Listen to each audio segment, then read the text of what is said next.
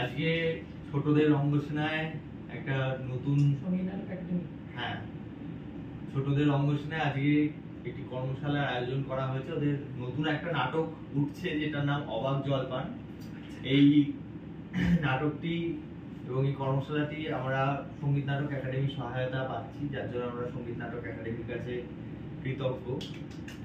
তো আজকে আমাদের এই কর্মশালার বিষয়বস্তু ক্যারেক্টারাইজেশন মানে ক্যারেক্টার অ্যাক্টিং, বাচ্চাদের আমাদের চরিত্রে কিভাবে অভিনয় করতে হবে সেই বিষয়ে কর্মশালা করাবেন আমাদের আজকের প্রশিক্ষক শ্রী ধ্রুপদ ঘোষ। তো আমরা আর কথা না বাড়িয়ে সোজাসুজি আমাদের প্রশিক্ষণে চলে যাব, তাই তো? আগে কি কি শিখবে তাহলে? কি শিখবো? কি সাবজেক্ট? কি ক্যারেক্টার অ্যাক্টিং, তাই তো? বল মানে কি অমিতজিৎ? নাটকটা করা একদম।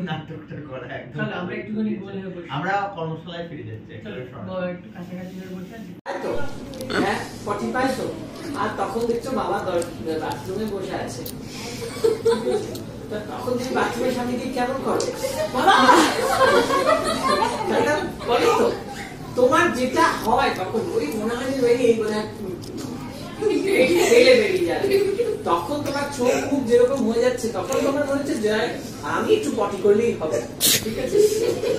কেউ থাকুক না থাকুক, ঠিক আছে?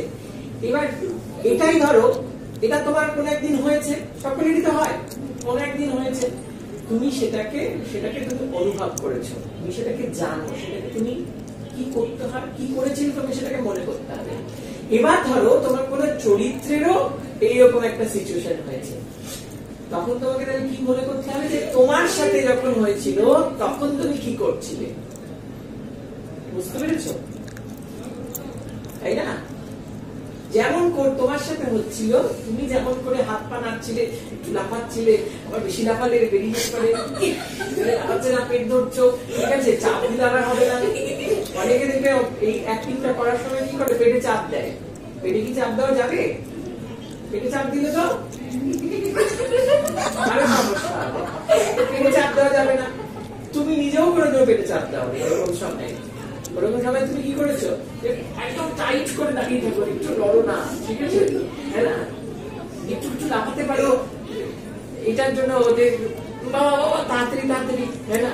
ঠিক তেমনি ধরো যদি মাথা ব্যথার কথা বলি, তোমার যখন রেগে যাবে না, হয়তো এরকম ধরো তুমি খুব ক্লান্ত হয়ে ট্রেনে ধাক্কা দিয়ে তুমি কোন রকমের বাড়ি পৌঁছেছো রাত 9টার সময়, ঠিক আছে? এবার ঘরে ঢুকে দেখছো কোনো খাবার নেই। তোমার মা এসে তখন বলবে কেমন আছিস বাবু? তখন তোমার রাগ হবে না? খাবার পরে রাখুন কেন? আমার খুব খিদে পেয়েছে। হয়তো এটা দেখো তোমার ডে টু ডে লাইফে যেটা হবে সেটাই অ্যাক্টররা কি করে, সেটা ওই চরিত্রের সাথে মিলিয়ে দেয়। তোমার কিন্তু এই ছোট ছোট তোমার জীবনে যেগুলো হচ্ছে সেইগুলোকে তোমাকে উপলব্ধি করতে হবে, ঠিক আছে? সাপোজ ধরো তোমার খুব জোরে পায়খানা, তো হ্যাঁ 45 তো। আর তখন দেখছো বাবা বাথরুমে বসে আছে। তখন তুমি বাথরুমের সামনে গিয়ে কেমন করো? বাবা বলো তো, তোমার যেটা হয় তখন ওই মনে হয় এই মনে হয় বেরিয়ে যাবে। তখন তোমার চোখ মুখ যেরকম হয়ে যাচ্ছে তখন তোমার মনে হচ্ছে যে আমি একটু পটি করলেই হবে, ঠিক আছে?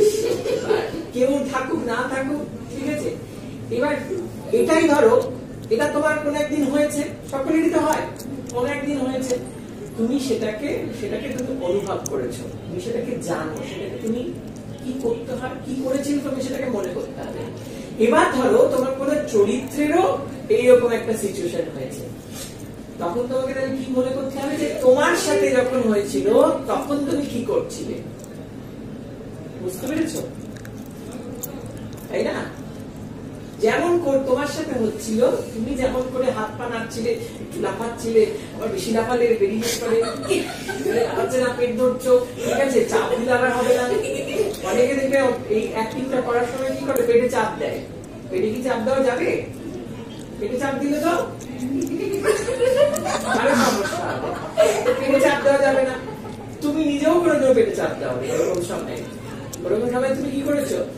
একদম টাইট করে দাঁড়িয়ে থাকো, একটু লড়ো না, ঠিক আছে? হ্যাঁ না, লাফাতে পারো, এটার জন্য ওদের বাবা বাবা তাড়াতাড়ি তাড়াতাড়ি, তাই না? ঠিক তেমনি ধরো আমি যদি মাথা ব্যথার কথা বলি, তোমার যখন একটা ভাঙা সাইকেল নিয়ে আসবে, এই জামা কাপড় কেমন হবে? এ কি রোজ খেতে পায়? খেতে পায় না। এই গ্রামটা তো কেন এসছে? এই প্রশ্নগুলোর মধ্যে আসবে। ডিরেক্টর ওকে তখন এই প্রশ্নগুলোর উত্তর দেবে, তাই না? সেই বুড়োটা কেমন, তার সমস্ত উত্তর দেবে, ঝুড়িয়ালি দেবে, তার ঝুড়িতে কটা আম আছে, কি ধরনের আম আছে, সে আম কত টাকা ধরে বিক্রি করছে, তার কি খুব বিক্রি হচ্ছে, তার যদি সারাদিন সকালবেলা সে বেরোয় আমের ঝুড়ি নিয়ে এবং তার প্রচুর বিক্রি হয়েছে, তারপরে বিকেল বেলা যখন তার সাথে একটা প্রতীক কথা বলছে, তার সাথে কি ভালোভাবে কথা বলবে, কারণ তার বিক্রি হয়েছে, রসিকতা করবে। আজকে আমাদের চিলড্রেন্স থিয়েটার ওয়ার্কশপের থার্ড ফেজ কমপ্লিট হলো। আমাদের এই কর্মশালার প্রথম পর্ব, যেটা ছিল, যার প্রশিক্ষক ছিলেন অপরাজিতা সাহা এবং দ্বিতীয় পর্বের প্রশিক্ষক ছিলেন অনুপ মণ্ডল। আজ তৃতীয় পর্ব হলো এবং তৃতীয় পর্বের প্রশিক্ষক ছিল আমাদের দলের কর্ণধার ধ্রুপদ ঘোষ। আজকে আমাদের ওয়ার্কশপের বিষয় হলো ক্যারেক্টারাইজেশন। এই সমস্ত ওয়ার্কশপটি যে কারণে হচ্ছে সেটা হলো আমাদের নতুন প্রযোজনা ছোটদের নিয়ে অবাক জলপান, এবং সেই অবাক জলপান নাটকটির জন্য এই কর্মশালাগুলো।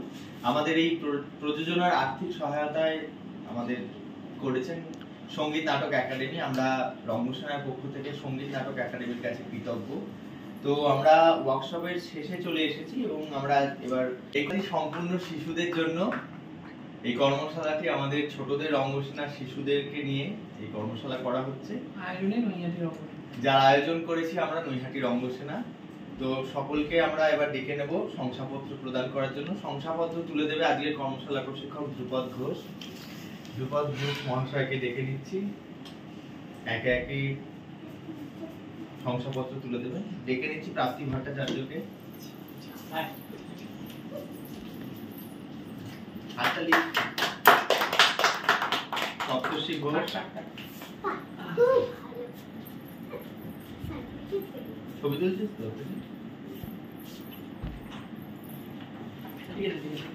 অমিত্রজিৎ ভট্টাচার্য, দোয়েল ঘোষ,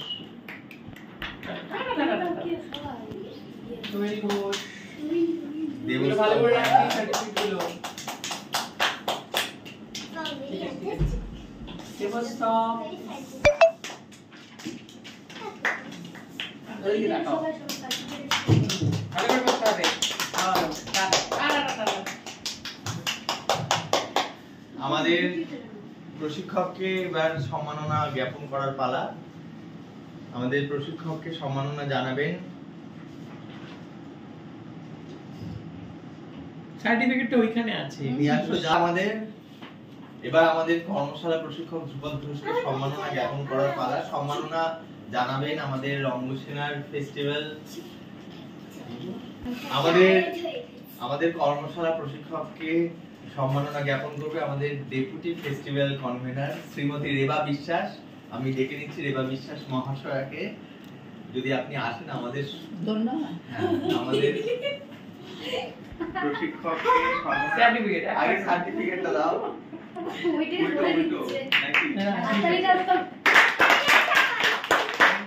এবার উত্তরীয় পরিয়ে বরণ করে দেবে আমাদের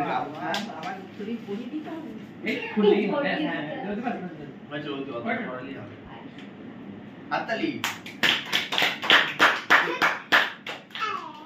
সেটা নয়,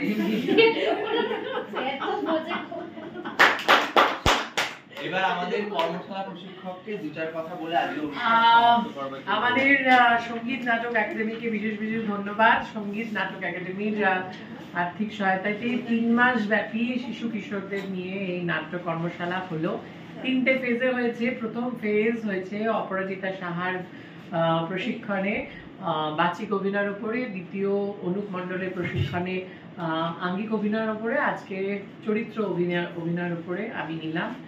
আমাদের ওয়ার্কশপ শেষ হলো, কিন্তু এখন আমাদের প্রস্তুতি পর্ব শুরু হবে।